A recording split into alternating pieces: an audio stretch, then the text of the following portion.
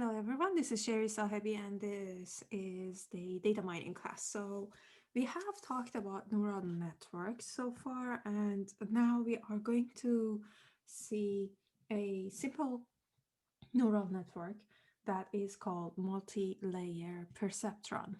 Multi-layer perceptron, or MLP for short, is a neural network that has specific layers of neurons. So first of all, it does have an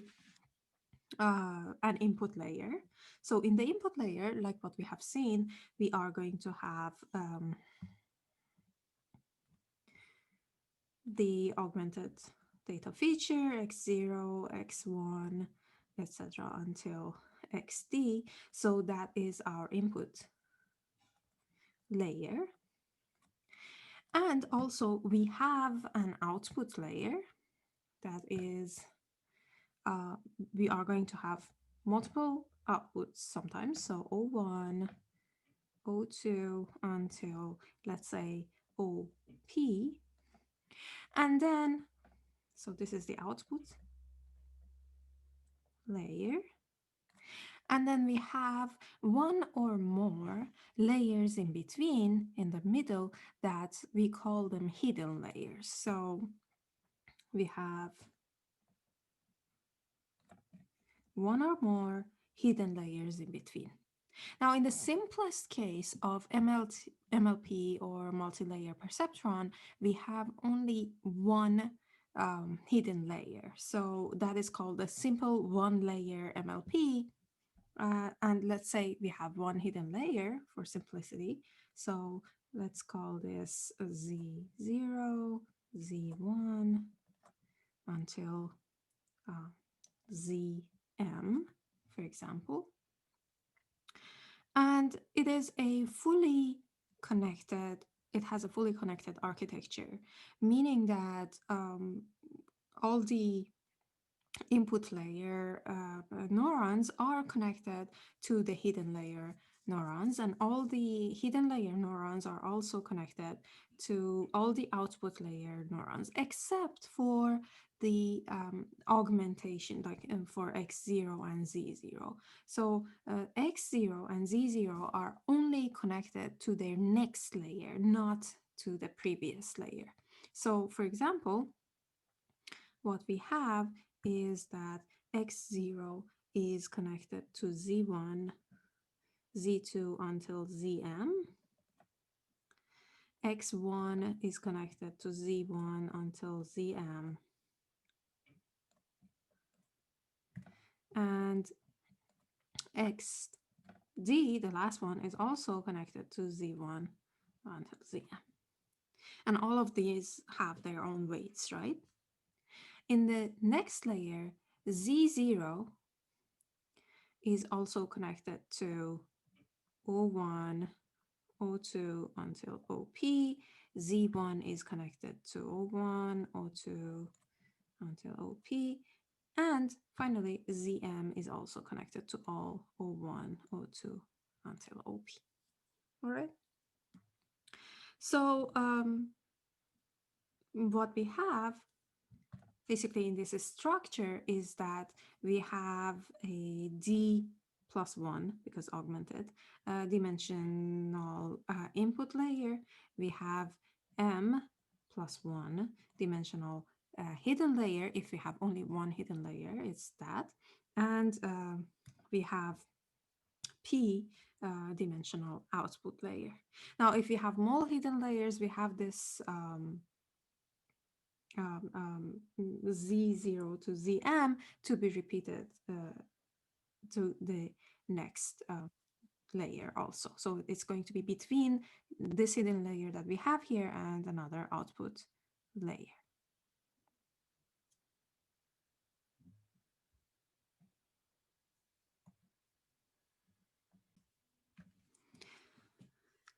So again, just to remind you, our data looks like this. Our data is a set of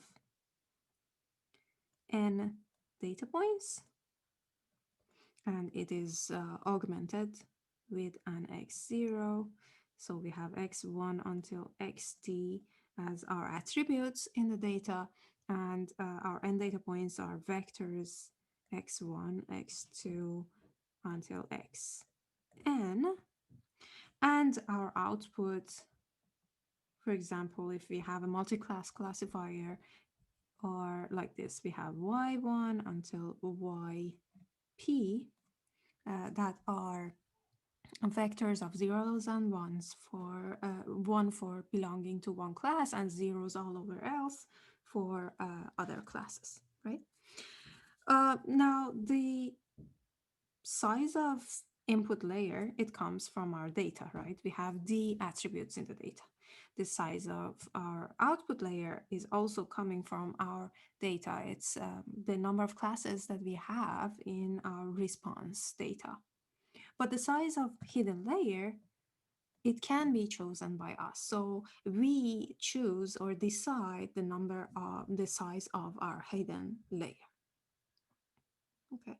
So every edge, similar to what we have seen before, has a weight to it. So we can again say that, for example, Wij, so edge weights, we can say that Wij is a weight between neuron I in previous layer and neuron J in the next layer, right? But because we have two sets of weights here, right? So one set of weight is between the input layer and the hidden layer, and another set is between the hidden layer and the output layer. We are going to use some superscripts, for example, or subscripts, just to distinguish between them.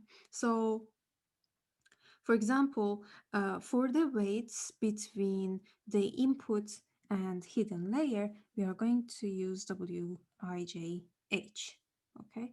That is the weight between neuron I from input layer and neuron J from the hidden layer.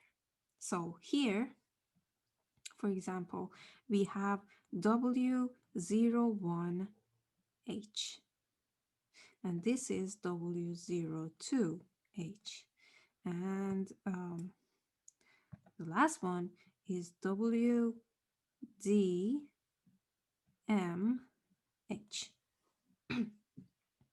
Similarly, for the weights for edges between the hidden layer and output layer, we can use another subscript. So that subscript is going to be O. So we are going to say Wijo is the weight of edge between neuron I from hidden layer and neuron J from output layer. Okay. So, for example, this one is going to be W12O. And this last one is going to be WMPO. Okay. So these are what we are going to have. What we have, another way to represent these also, is that we can have a separate representation for biases. So for example, W01H is basically the same as B1H,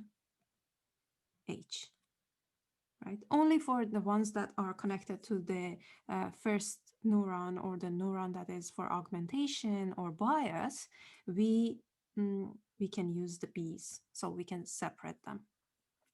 And this other one here in this layer, this one is going to be B1O, this is going to be 2O until BPO.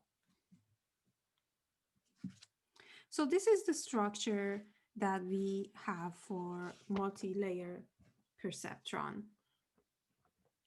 Now, looking at this structure, what we do is that when we want to learn the parameters from our data, is that we expect to be able to find the best parameters in the MLP to be able to fit our data, right? So what are the parameters that we have to learn when we are learning our model? We have to learn all the W's and all the biases. So all the weights that are between different neurons, we have to learn them. So how many do we have? Between the input layer, so number of parameters,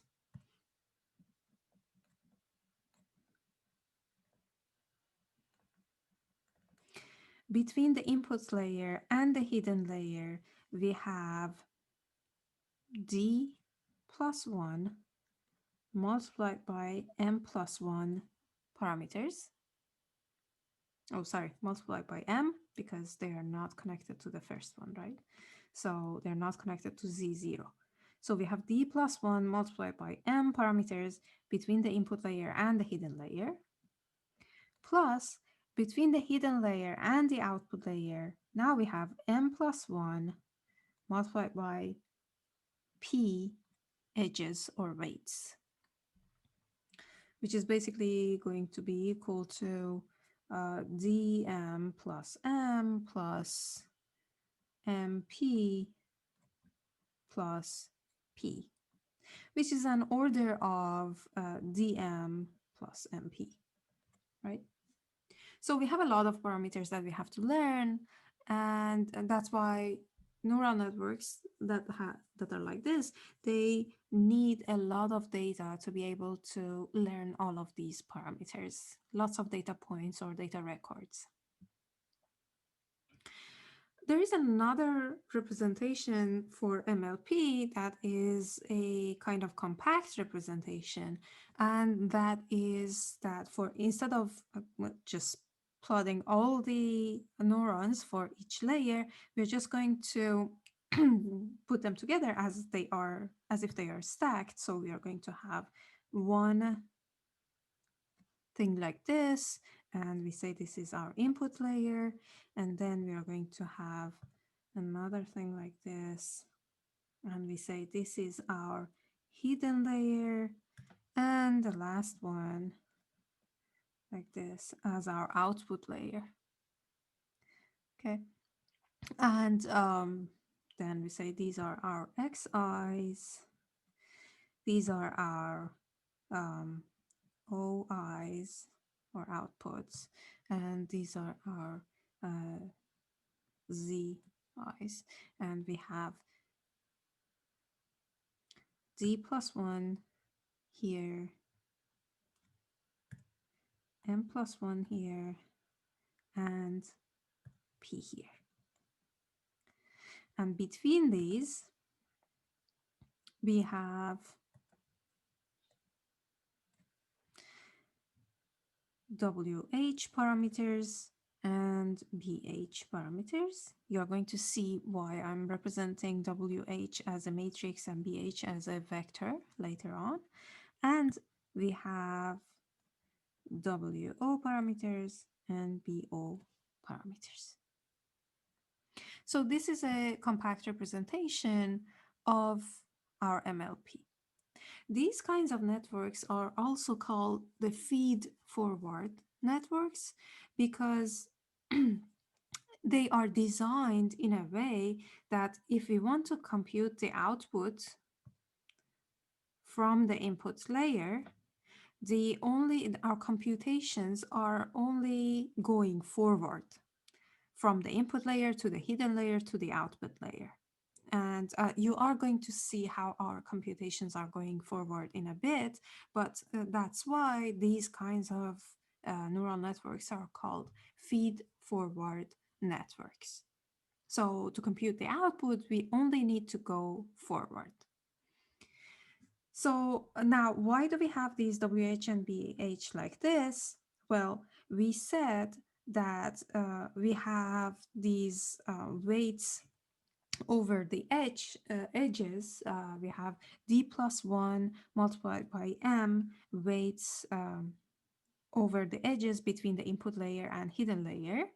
And we can represent them like this. We can say our WH, we can put them together for the sake of simplicity in calculations and representations. We can put them together and we can say our WH is actually equal to, now I will put all the weights for between the first input layer and the first neuron in the input layer and everything in the hidden layer in one row. So I'm going to have W11H, W121, that is actually 1, 2, H until W1MH here. And for the next one, I'm going to have W21H, W22H until W2MH. And finally, I have WD1H, WD2H until WDMH. So all the weights that are here in between input layer and the hidden layer are going to be in WH, and then I can have another vector for the weights that are between x0, the augmentation of data, and my hidden layer. So my BH, this is going to be a vector now, right? Because it's just one set between one neuron x0 and the rest. It's going to be W01H, W02H, etc.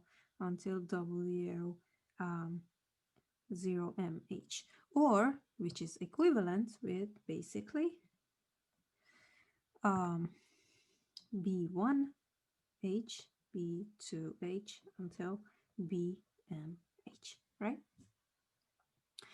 Similarly for WO and BO matrix and vectors, it has a similar structure. So we are going to put all the weights between the hidden layer and the output layer in to a matrix WO, and all the weights between Z0 in hidden layer and all the output layer in vector BO.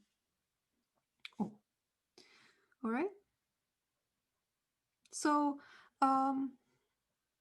this is the structure of our multi-layer perceptron.